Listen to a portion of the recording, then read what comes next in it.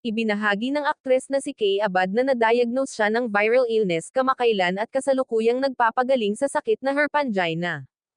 Ayon sa aktres, nasa ikatlong araw na umano siya ng kanyang self-isolation upang hindi na kumalat pa ang sakit sa kanyang pamilya.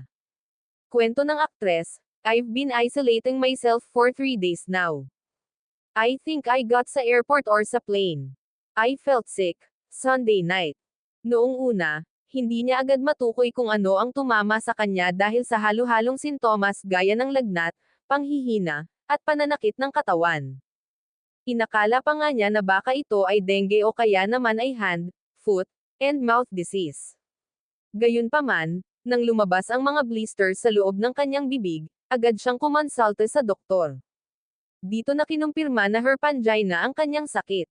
Sa kanyang ikalimang araw ng pagkakasakit, inamin ni Kay na ito na ang pinakamahirap na yugto dahil sa tindi ng hapdi ng mga sugat sa kanyang bibig. Dahil dito, nahihirapan siyang kumain ng matitigas na pagkain at umaasa na lamang sa oatmeal at mga juice.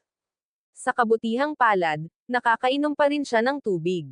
Saad pa ng aktres, walang gamot para sa herpangina kaya ang kadalasang mouth source medicine ay hindi gagana rito.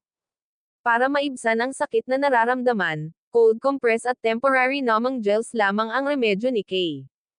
Ayon sa Healthline, ang herpangina ay isang viral disease na kadalas ay mayroong blister-like ulcer sa loob ng bibig at lalamunan. Katulad ng nabanggit ni Kay, ang mga sintomas nito ay nagdudulot ng biglaang lagnat, pananakit ng lalamunan o sore throat, pananakit ng ulo at leeg. Ang herpangina ay hawig sa hand, foot, and mouth disease, at parehang kondisyon ay dulot ng enteroviruses na grupo ng mga virus na kadalasang nakaaapekto sa gastrointestinal tract ngunit minsay kumakalat din sa iba pang parte ng katawan. Dahil viral ang herpangina, walang partikular na gamot para rito at kailangan lamang palakasin ang resistensya habang hinihintay na gumaling ang mga sugat.